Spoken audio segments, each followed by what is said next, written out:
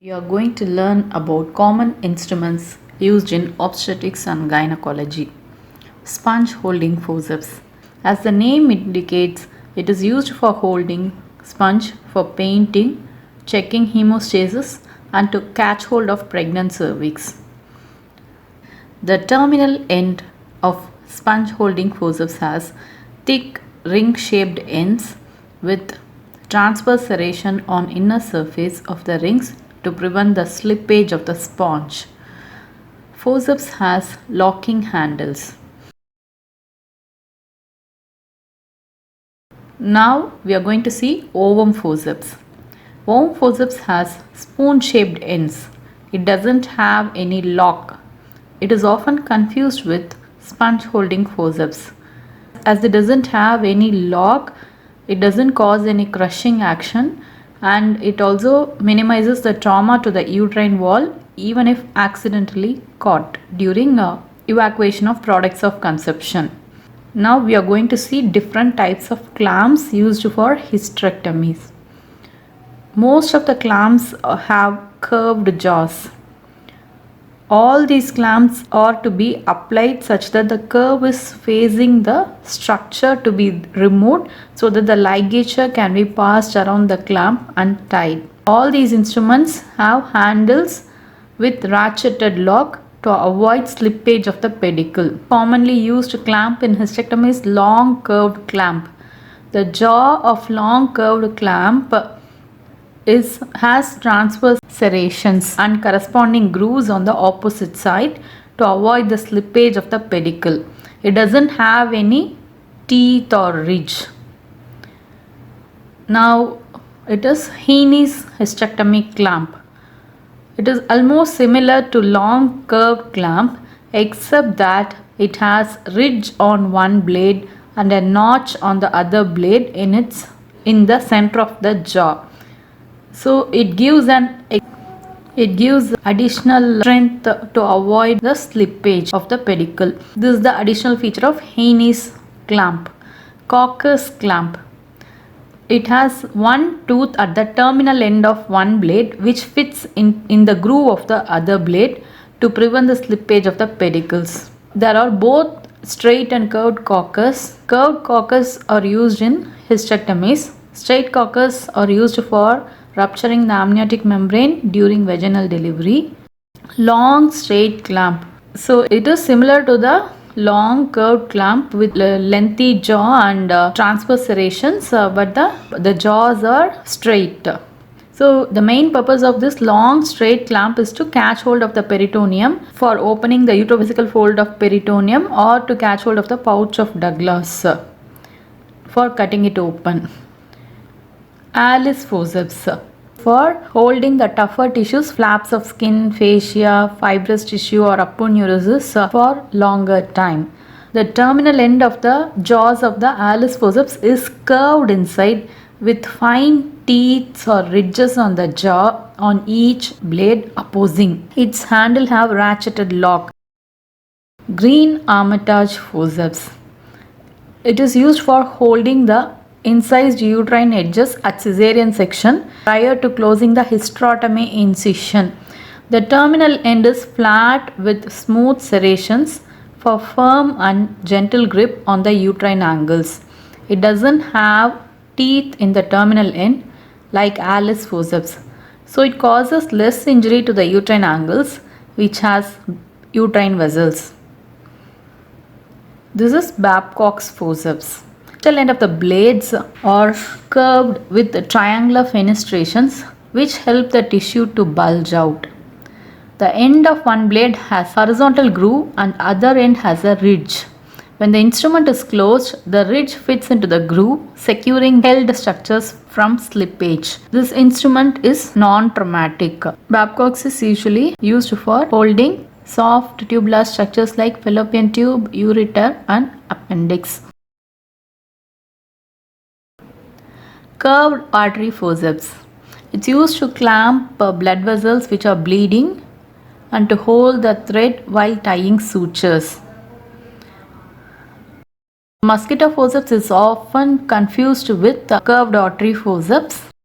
Both look similar but only difference will be in the size of the instrument. The typical size of the mosquito forceps ranges from 3 inches to 5 inches. The artery forceps will be lengthier than mosquito forceps. The tip of the mosquito forceps is generally thinner and more precise than artery forceps, enabling them to deal with very small vessels and capillaries. Straight artery forceps. It is used to hold thin structures like peritoneum. It is used for tagging the thread. Thumb forceps. Both toothed and non-toothed forceps are there.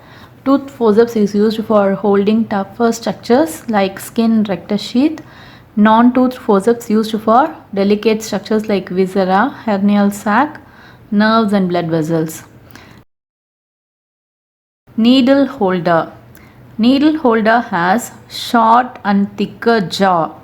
The inner surface of the jaw has cross-hatching pattern and a small groove for firm grasp of the curved needle. The box joint is placed very close to the tip to give adequate pressure because of the lever effect. The handles are lengthier with a ratchet locking system to avoid slippage of the needle. Overall, it is designed to maintain a firm grip on the needle. So this needle holder is confused with straight artery forceps. So we can differentiate by means of the short and thicker jaw of the needle holder and also cross hatching pattern in the needle holder. In contrast to that, in straight artery forceps has transverse serrations and the jaws are lengthier and slender than the needle holder. Myoma screw. It is used in myomectomies.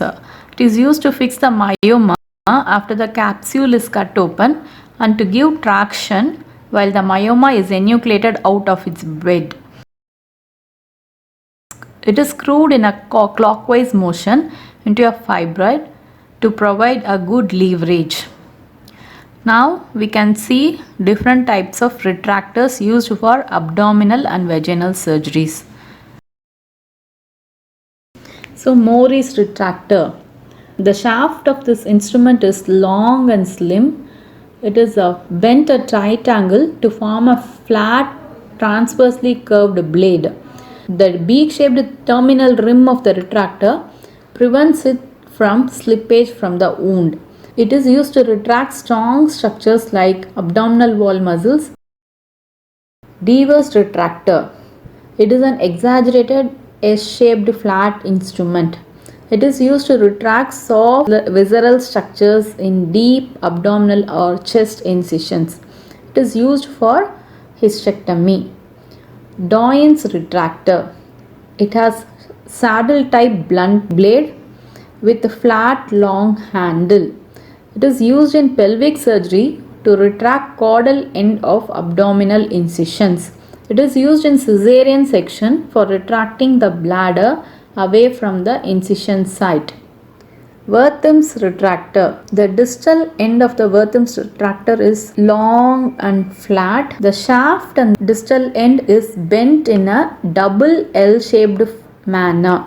It is used for retracting vaginal walls in non-descent vaginal hysterectomy, where we need to take deep bites, we need to visualize deep inside. This Wertham's retractor is very much useful.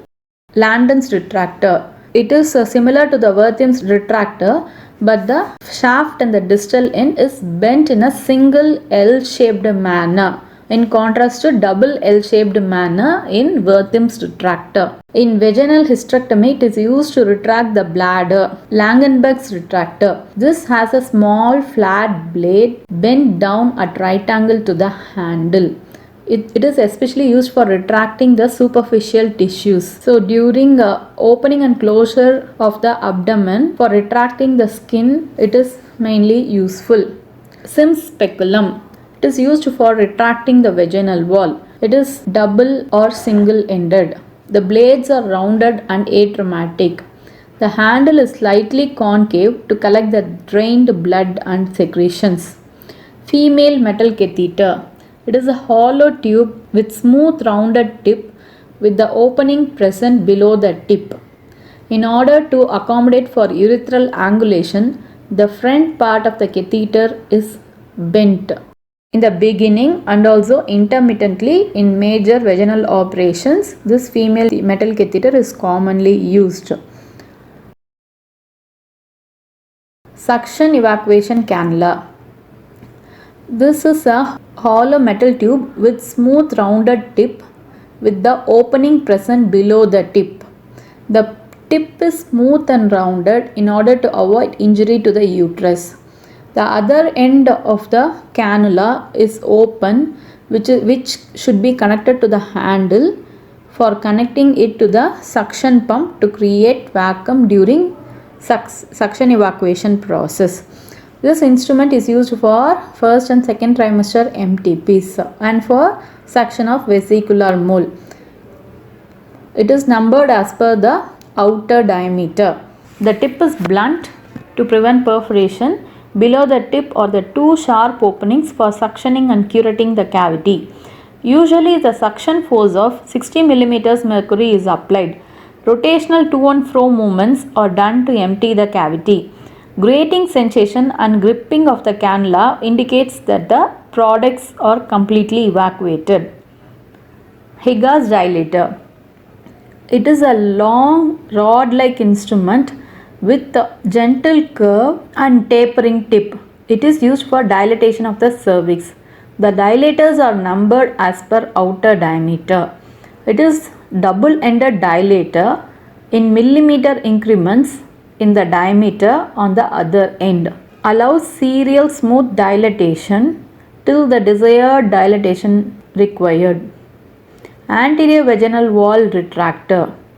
It has flat teardrop shaped ends with smooth transverse serrations with central fenestration in it. Ends make an angle of 15 degree with the shaft. This helps in retraction of the anterior vaginal wall during vaginal surgeries. Valsalum. This instrument is used for grasping the cervix.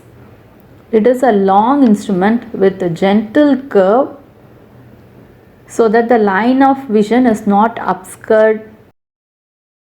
Multiple tooths are there in the end of the instrument to give firm grip onto the cervix. Since the teeth are sharp, it is not used in pregnant uterus as it may cause damage to it.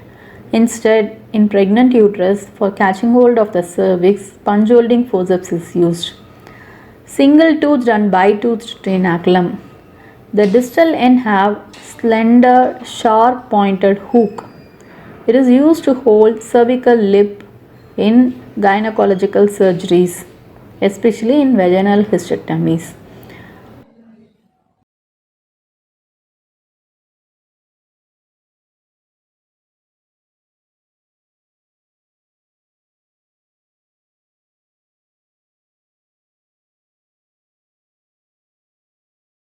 Endometrial curette.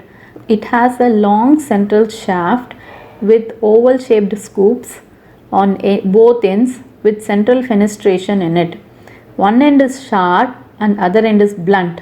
It is used to take an endometrial sample in case of abnormal uterine bleeding and also to curette the products of conception in MTPs.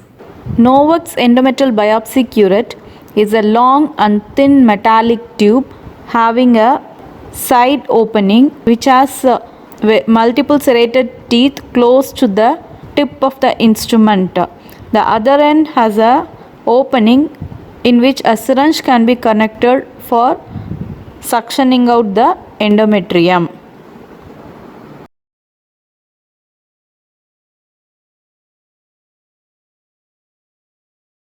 Uterine sound. It is a long instrument with blunt tip to avoid perforation.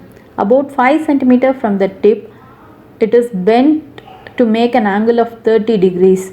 This angulation helps to negotiate the curvature of the uterus, antiflexed or retroflexed uterus. It has markings on it for measurement.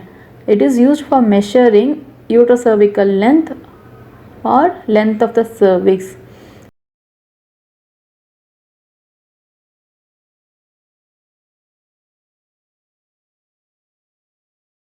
Cervix biopsy forceps. It has a circular blade which works like a paper hole punching machine. It is used to take a piece of cervix.